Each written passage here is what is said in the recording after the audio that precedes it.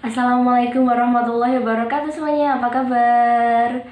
Perkenalkan, kami dari kelompok 1 akan mempresentasikan materi akuntansi manajemen mengenai biaya kualitas dan produktivitas pengukuran, pelaporan, dan pengendalian.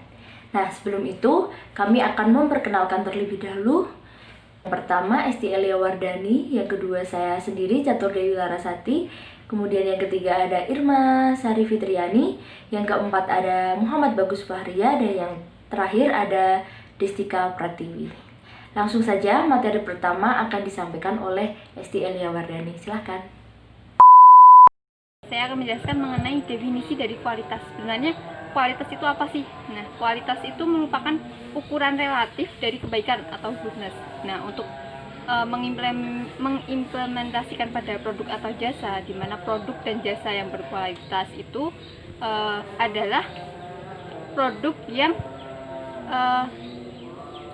memenuhi atau melebihi harapan dari pelanggan. Dengan kata lain, kualitas adalah kepuasan dari pelanggan.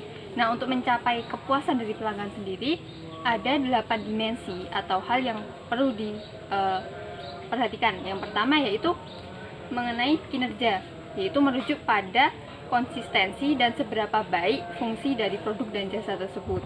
Kemudian yang kedua yaitu estetika, berhubungan dengan wujud atau bentuk dari produk dan jasa. Kemudian yang ketiga yaitu kemudahan dalam perawatan dan perbaikan dari produk dan jasa. Kemudian yang keempat yaitu fitur. Fitur merujuk pada karakteristik yang berbeda dari produk-produk lain yang fungsinya sama. Jadi pembeda dari produk-produk yang lain gitu. Kemudian yang kelima yaitu keandalan. Keandalan ini merujuk pada seberapa baik fungsi dari produk dan jasa itu menjalankan fungsinya dalam waktu tertentu. Dan yang keenam adalah tahan lama, yaitu seberapa lama produk dan jasa itu bertahan dan tetap berfungsi. Kemudian yang ketujuh yaitu kualitas kesesuaian, merujuk pada apakah produk dan jasa itu memenuhi spesifikasi atau tidak. Nah, untuk yang terakhir yaitu kedelapan yaitu kecocokan penggunaan. Kecocokan penggunaan itu merujuk pada apakah fungsi dari produk dan jasa itu sesuai dengan iklan atau tidak, seperti itu. Untuk selanjutnya kita akan membahas pada biaya kualitas. Nah, biaya kualitas sendiri merupakan biaya-biaya yang timbul karena mungkin atau telah terdapat produk yang kualitasnya buruk. Nah, biaya kualitas itu berhubungan dengan dua subkategori dari kegiatan yang berkaitan dengan kualitas. Yang pertama yaitu kegiatan pengendalian, kemudian yang kedua yaitu kegiatan karena kegagalan. Nah, untuk kegiatan pengendalian itu kegiatan yang dilakukan oleh perusahaan untuk mencegah atau mendeteksi adanya kualitas buruk dari produk dan jasanya. Dari kegiatan pengendalian itu muncul di dua jenis biaya. Yang pertama yaitu biaya pencegahan dan yang kedua yaitu biaya penilaian. Untuk biaya pencegahan itu terjadi untuk mencegah kualitas buruk pada produk atau jasa yang dihasilkan. Misalnya untuk biaya program pelatihan kualitas. Nah, untuk yang kedua yaitu biaya penilaian itu terjadi untuk menentukan apakah produk dan jasa itu telah sesuai dengan persyaratan atau tidak. Nah, contohnya yaitu biaya pemeriksaan dan pengujian dari bahan baku. Kemudian kegiatan yang kedua yaitu kegiatan karena kegagalan. Kegiatan karena kegagalan itu merupakan kegiatan yang dilakukan oleh perusahaan atau pelanggan untuk merespon adanya produk dan jasa dengan kualitas yang buruk. Nah, itu juga menimbulkan dua jenis biaya. Yang pertama yaitu biaya kegagalan internal dan biaya kegagalan eksternal. Nah, untuk biaya kegagalan internal itu adalah biaya yang timbul karena produk dan jasa yang belum sampai ke pelanggan itu memiliki kualitas yang buruk.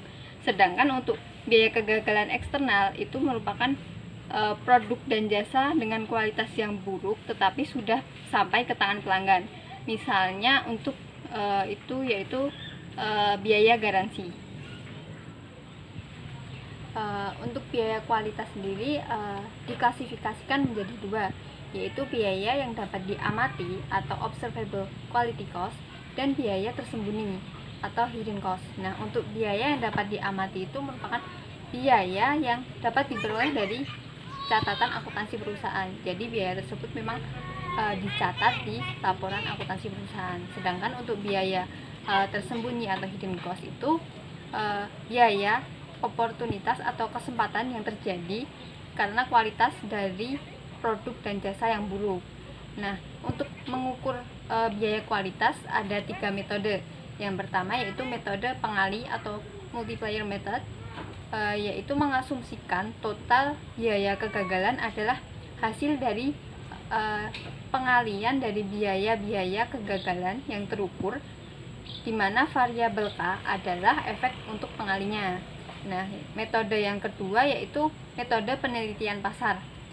Metode ini digunakan untuk menilai dampak kualitas yang buruk terhadap penjualan dan pangsa pasar.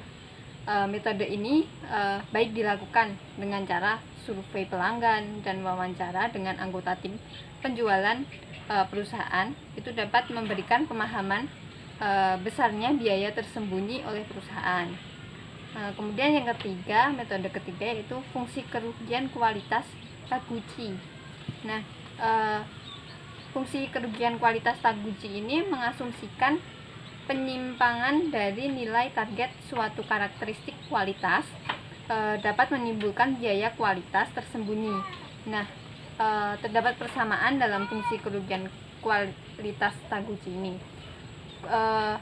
Persamaannya yaitu L dikali Y sama dengan K dikali Y minus T, kemudian di akar pangkat 2, di mana L merupakan kerugian dari kualitas.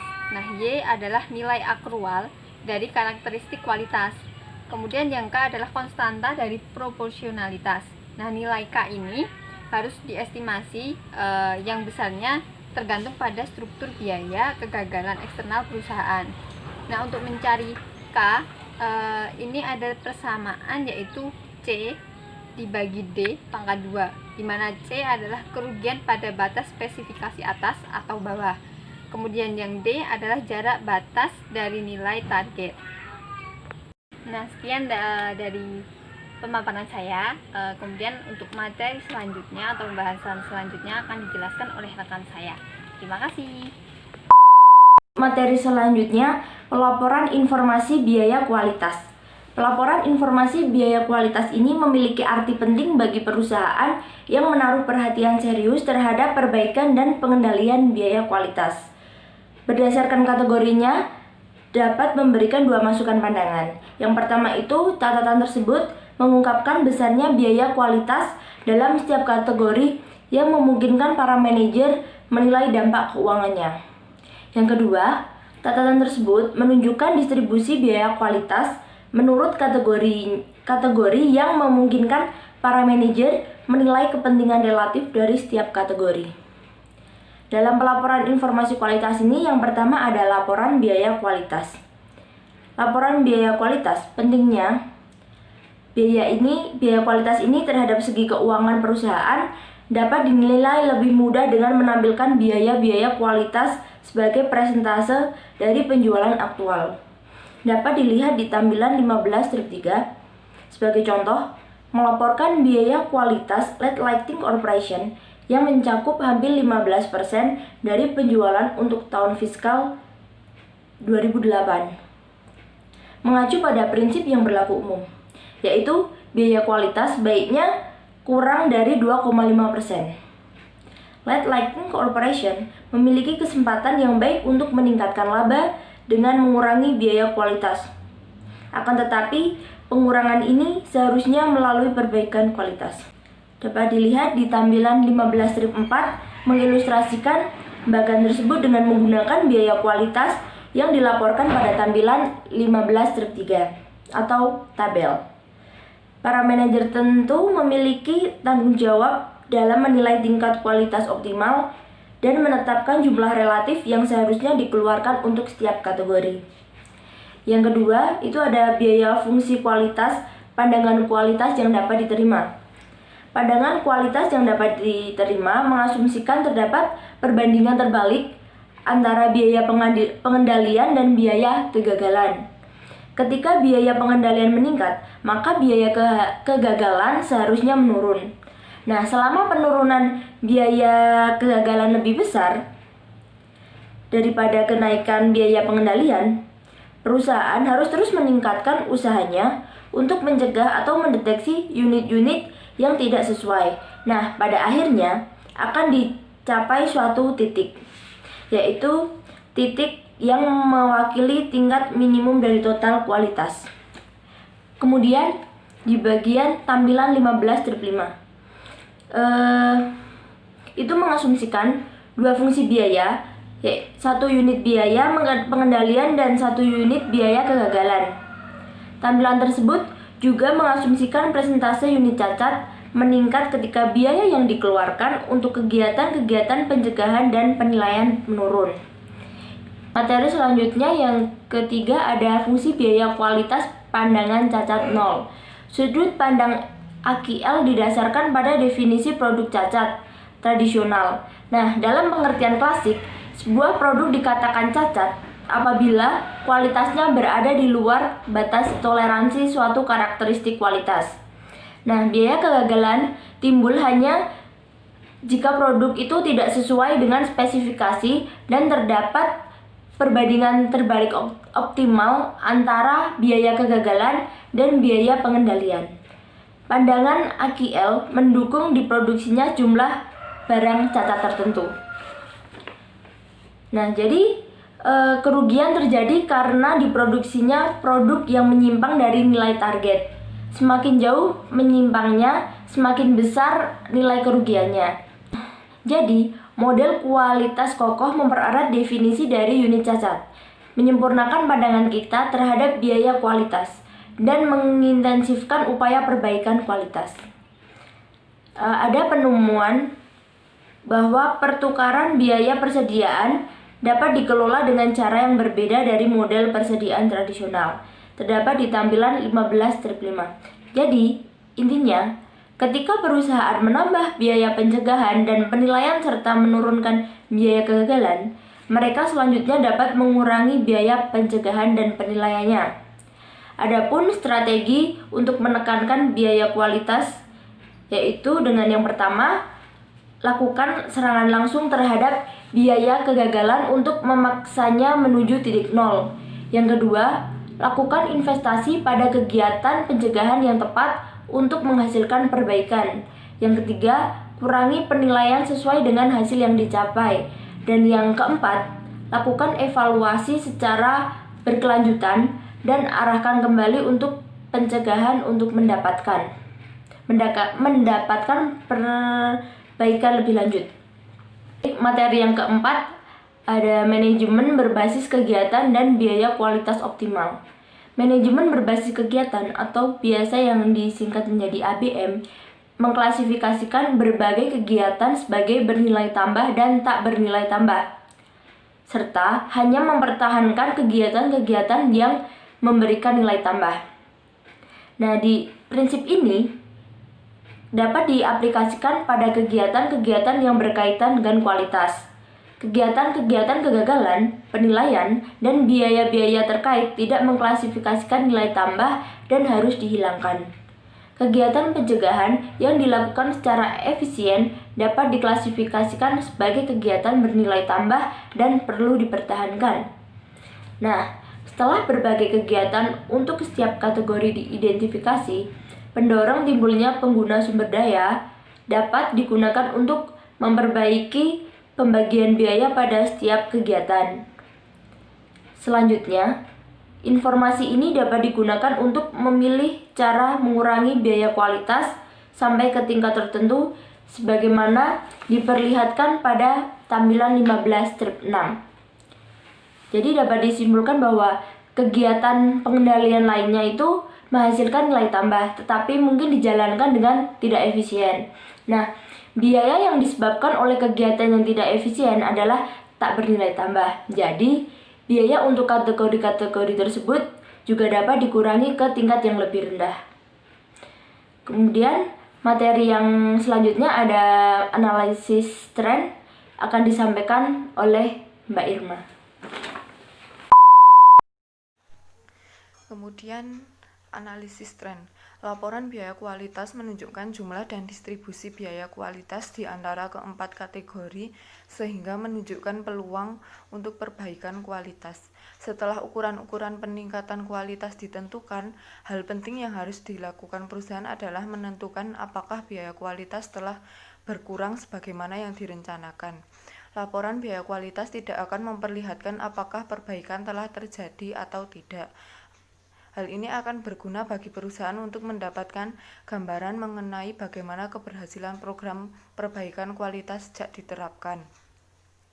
Dengan menggunakan bagan atau grafik tren yang menggambarkan perubahan biaya kualitas di waktu ke waktu, grafik demikian disebut laporan tren kualitas multi periode. Dengan menggambarkan biaya kualitas sebagai presentasi dari penjualan, keseluruhan tren program kualitas dapat dinilai. Tahun pertama yang digambarkan adalah tahun sebelum implementasi program perbaikan kualitas. Sebagai contoh dapat dilihat di halaman 284. Misalkan tahun 2004 sebagai tahun ke-0, tahun 2005 sebagai tahun ke-1, dan seterusnya. Grafik trennya trennya diperlihatkan pada tampilan 15.7.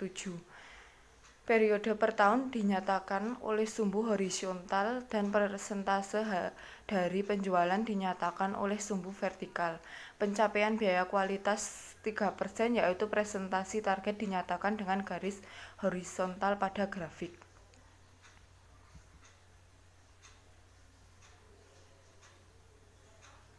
Grafik menunjukkan terdapat tren yang telah menurun pada biaya kualitas yang dinyatakan sebagai presentasi dari penjualan.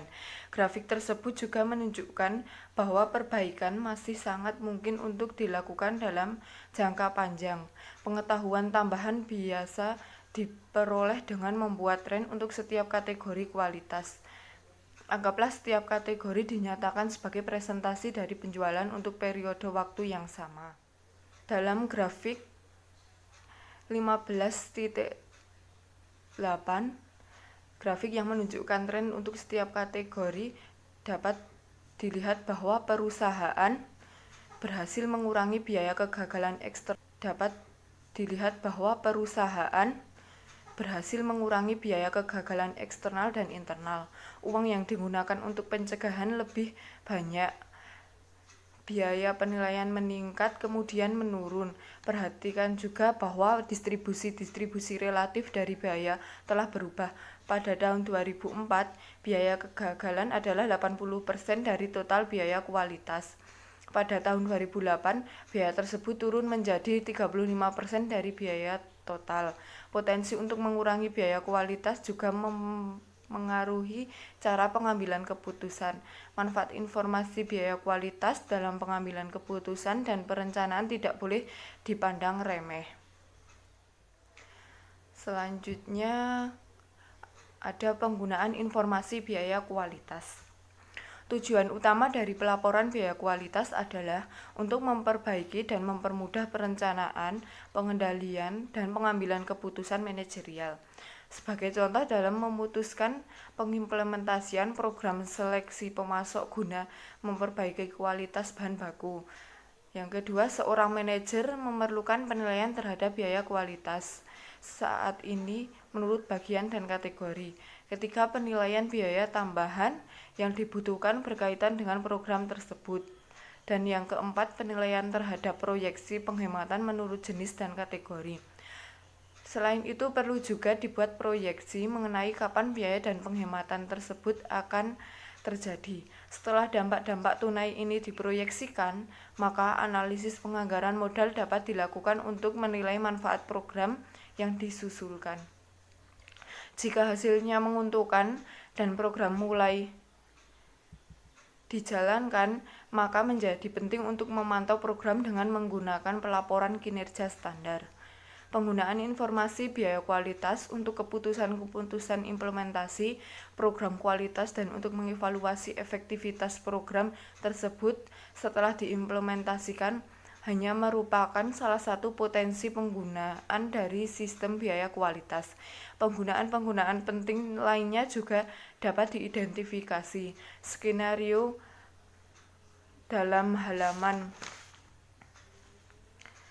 286 mengilustrasikan penggunaan informasi biaya kualitas dalam keputusan penetapan harga strategis dan analisis profitabilitas atas desain produk baru.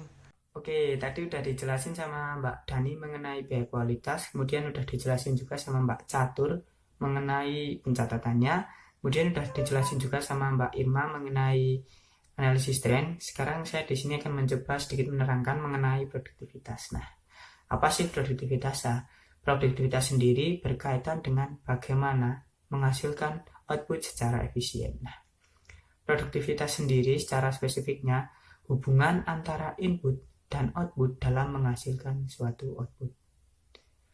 Nah, pada setiap perusahaan pasti memiliki yang namanya program peningkatan produktivitas. Nah, program peningkatan produktivitas setiap perusahaan itu pastinya berharap ingin mencapai yang namanya efisiensi produktivitas total.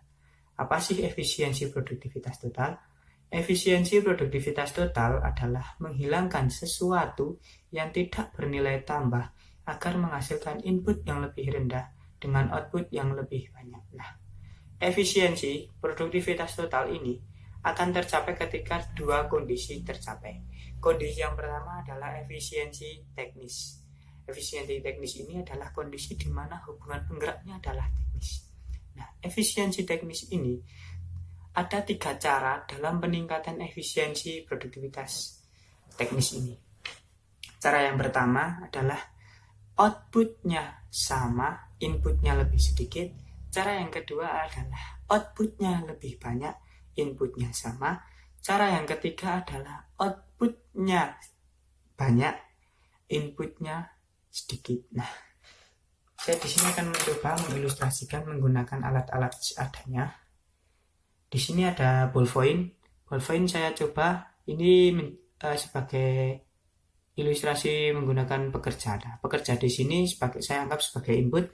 Kemudian outputnya adalah benang. Nah, ini dimisalkan saja di perusahaan benang. Nah, misalnya produktivitas saat ini di perusahaan benang itu adalah dengan input atau dengan 4 pekerja mampu menghasilkan 4 benang.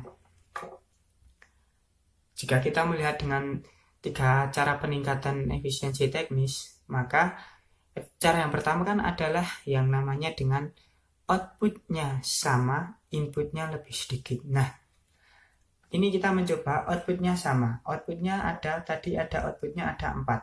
Nah, ini ada outputnya 4. Ada 4. Dengan inputnya yang sedikit. Kita coba inputnya dikurangi 1. Jadi 3 pekerja mampu menghasilkan 4 benang. Kemudian cara peningkatan yang kedua adalah outputnya lebih banyak, inputnya sama. Inputnya sama maksudnya bukan sama 3 yang tadi, tapi inputnya sama pada saat produktivitas awal. Misalnya inputnya tadi 4. Nah, 4 pekerja ini mampu menghasilkan 6 benang. Nah, kemudian cara yang ketiga adalah outputnya sama dalam artian adalah yang tadi 6. Kemudian dengan inputnya sedikit, jadi dengan 3 pekerja mampu menghasilkan 6 benang. Itu adalah 3 cara peningkatan efisiensi teknis. Nah, itu ilustrasi menggunakan benda. Sebagai contohnya itu biasanya misalkan ini saya akan mencoba mengilustrasikan menggunakan contoh dalam perusahaan mesin jahit. Nah, misalnya dalam tahun 2010 perusahaan itu dengan 50 pekerja mampu menghasilkan 8 mesin jahit dalam 1 hari. Sedangkan pada tahun 2012 perusahaan mampu menghasilkan 14 mesin jahit dengan 20 pekerja. Itu adalah salah satu bentuk contoh cara peningkatan efisiensi teknis, yaitu dengan outputnya lebih banyak, inputnya lebih sedikit. Nah, outputnya yang tadi semula 50, outputnya yang semula adalah 8 mesin, sekarang menjadi 14 mesin. Dengan input yang semula adalah 50 pekerja, kini hanya menjadi 14 pekerja. Yang selanjutnya saya akan mencoba menerangkan mengenai pengukuran produktivitas parsial. Nah, apa sih pengukuran produktivitas? Nah, pengukuran produktivitas adalah penilaian kuantitatif terhadap perubahan produktivitas. Nah, pengukuran produktivitas ini bertujuan untuk menilai apakah perubahan produktivitas itu meningkat atau menurun. Nah, pengukuran produktivitas ini dapat berupa yang pertama aktual, yang kedua prospektif. Aktual di sini untuk menilai, mengawasi, dan mengamati suatu perubahan. Kemudian yang kedua adalah yaitu mengenai dengan prospektif. Prospektif ini digunakan untuk masa depan. Jadi ini digunakan untuk salah satu input pengambilan keputusan. Nah, digunakan untuk sebagai bahan pertimbangan manajer dalam mengambil keputusan. Nah, kemudian ada yang namanya pengukuran produktivitas parsial. Pengukuran produktivitas parsial adalah produktivitas yang dinilai dari satu produktivitas atau tunggal yang biasanya diukur dengan melihat rasio antara output terhadap input. Nah, untuk rasio produktivitas itu rumusnya adalah rasio produktivitas sama dengan output dibagi input. Nah, ini nantinya akan menghasilkan ukuran produktivitas, yaitu dua, ada ukuran produktivitas finansial dan kedua adalah ukuran produktivitas operasional. Nah, ukuran produktivitas operasional ini didapat ketika adalah rasio yang dihitungnya adalah menggunakan jumlah fisik. Misal tadi yang sudah saya contohkan di perusahaan mesin, yaitu misalnya dengan 20 pekerja mampu menghasilkan 14. Jadi rasionya adalah 0,7. Jadi itulah yang namanya ukuran produktivitas operasional. Kemudian yang kedua adalah ukuran produktivitas finansial. Nah, ini saya ilustrasikan saya coba di lampu hias. Misalnya suatu perusahaan lampu hias mampu menghasilkan 120.000 lampu hias dengan 40.000 jam kerja. Nah, misalkan 120.000 itu untuk harga per lampu hiasnya adalah $50, dan untuk harga jam kerja atau biaya jam kerjanya per orang adalah sebesar 4. Maka akan ditemui hasilnya angka, misalnya di situ ditemui hasilnya adalah $3.000 per jam kerja. Nah, itulah yang dinamakan ukuran produktivitas finansial. Nah, yang selanjutnya ada keunggulan dan kelemahan produktivitas. Yang selanjutnya ada keunggulan dan kelemahan pengukuran produktivitas parsial. Keunggulannya adalah mampu membantu manajer dalam menilai untuk satu input. Yang kedua, mudah diinterpretasikan. Yang ketiga, untuk membantu menilai manajer dalam nilai produktivitas para karyawannya. Untuk kelemahannya, dari produktivitas penilaian parsial ini dapat mampu menyesatkan, kemudian akan terjadinya trade off. Untuk yang selanjutnya adalah pengukuran produktivitas total. Jadi ini adalah kebalikan dari pengukuran produktivitas parsial, di mana kalau parsial itu satu, kalau total itu adalah keseluruhan input. Oke, untuk materi yang selanjutnya akan dijelaskan oleh Mbak Destika.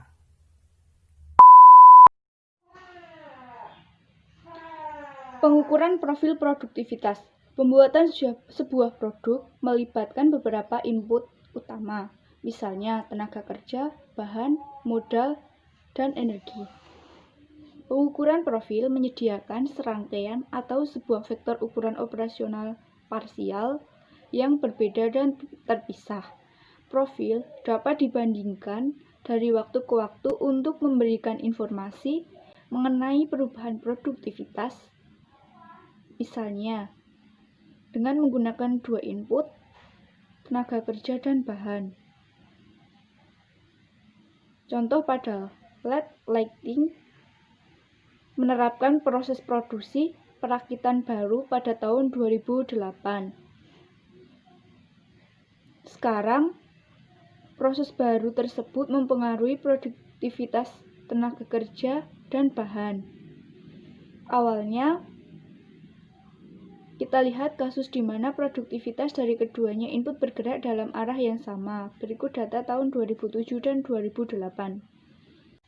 Data yang digunakan meliputi jumlah mesin yang diproduksi tahun 2007 senilai 120.000, pada tahun 2008 senilai 150.000. Jumlah tenaga kerja yang digunakan 40.000 dan pada tahun 2008 37.500. Bahan yang digunakan dalam satuan pon pada tahun 2007 1.200.000 dan pada tahun 2008 1.428.571. Profil tahun 2007 adalah 3,100 dan profil tahun 2008 adalah 4,015. Perbandingan profil kedua tahun tersebut menerangkan bahwa produktivitas tenaga kerja dan bahan meningkat dari 3 menjadi 4. Perbandingan profil ini menyediakan cukup informasi sehingga manajer dapat menyimpulkan proses perakitan baru secara nyata telah memperbaiki produktivitas secara keseluruhan. Namun, nilai peningkatan produktivitas ini tidak diungkapkan oleh rasio-rasio.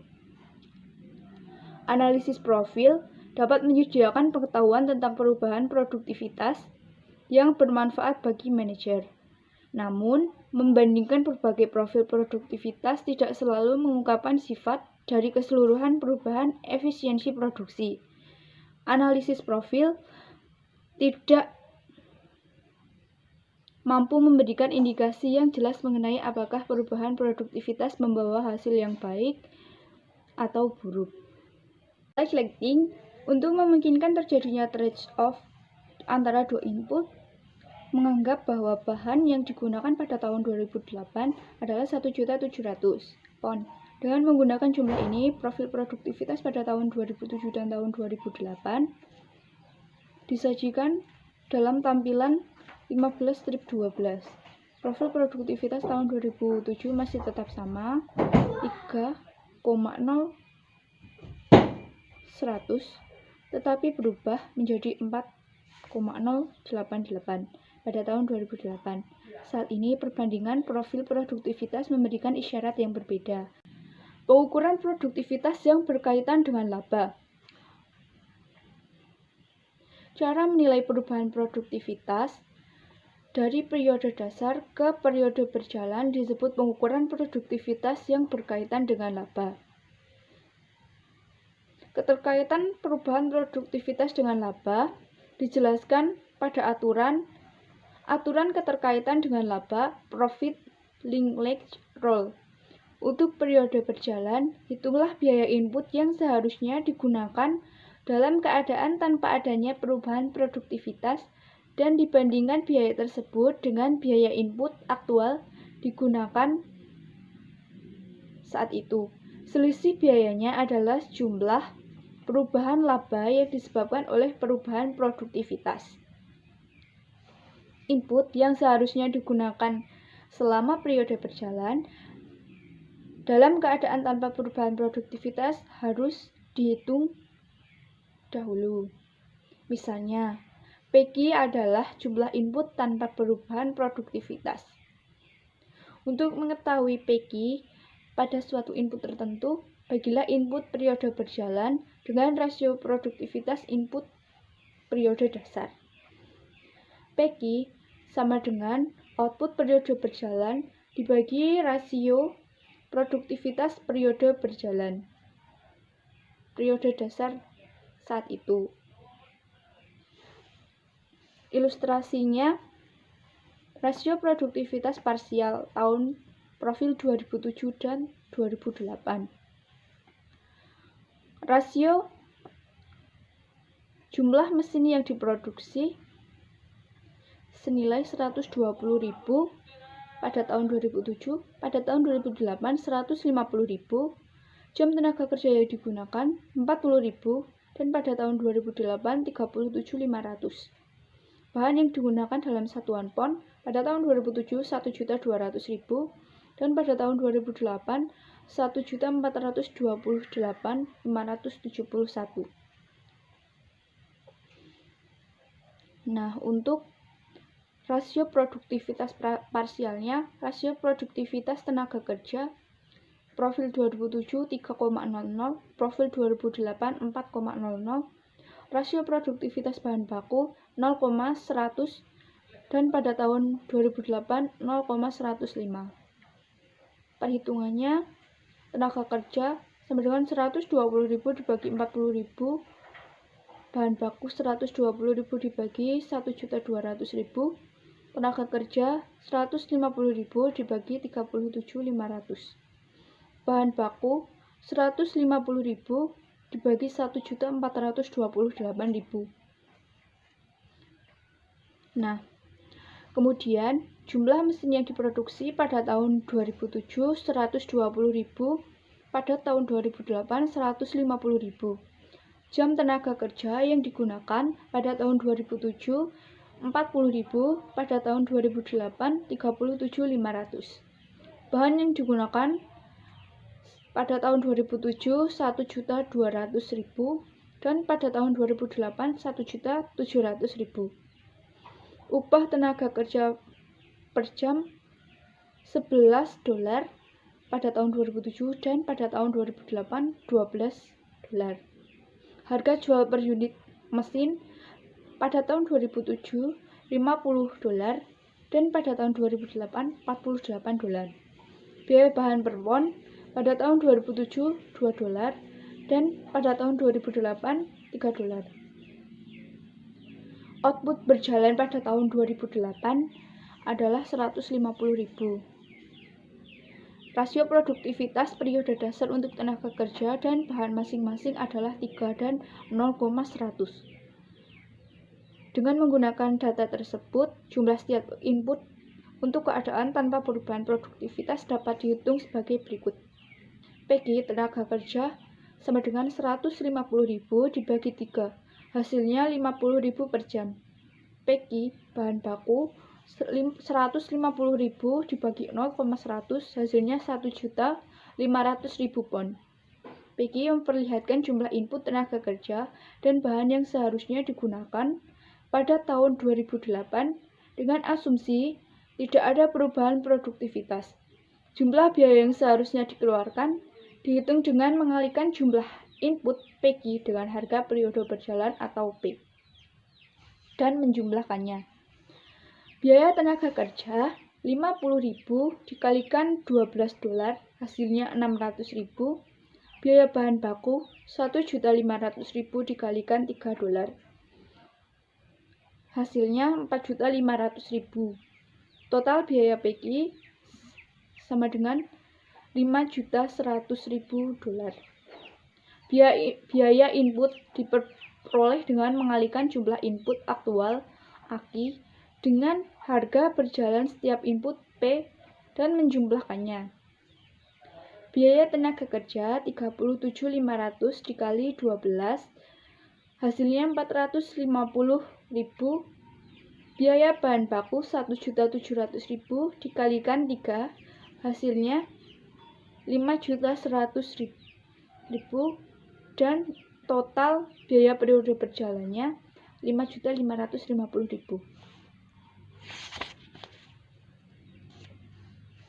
Pengaruh produktivitas terhadap laba dihitung dengan menggunakan total biaya berjalan dari total biaya PG. Pengaruh terkaitan dengan laba sama dengan total biaya PG dikurangi total biaya periode berjalan. sama dengan 5.100.000 dikurangi 5.550.000. Hasilnya 450.000 dan terjadi penurunan laba.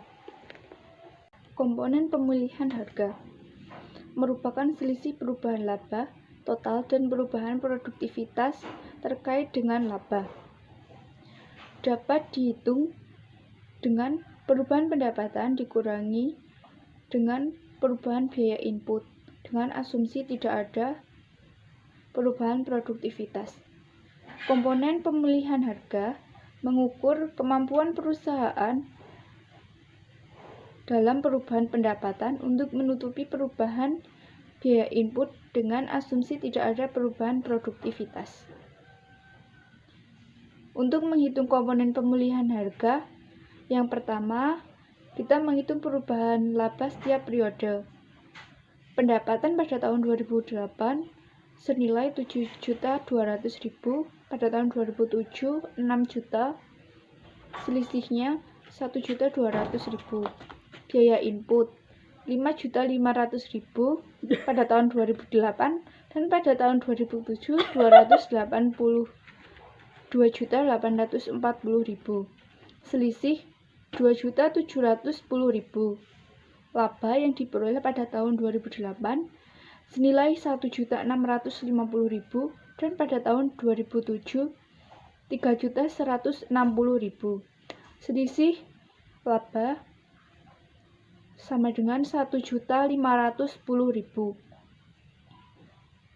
Perhitungannya, pemulihan harga sama dengan perubahan laba dikurangi perubahan produktivitas terkait dengan laba sama dengan 1.510.000 dikurangi 450.000. Hasilnya 1.060.000. Kenaikan pendapatan tidak akan cukup untuk menutupi kenaikan biaya input. Penurunan produktivitas hanya akan memperburuk masalah pemulihan harga. Meskipun demikian, perhatian bahwa kenaikan produktivitas dapat digunakan untuk mengimbangi kerugian pemulihan harga. Kualitas dan produktivitas. Peningkatan kualitas dapat meningkatkan produktivitas juga sebaliknya. Contohnya, jika pengerjaan ulang berkurang karena menurunnya unit produk cacat, maka lebih sedikit tenaga kerja dan bahan yang digunakan untuk menghasilkan output yang sama. Penurunan jumlah unit cacat memperbaiki kualitas, sedangkan pengurangan jumlah input yang digunakan meningkatkan produktivitas.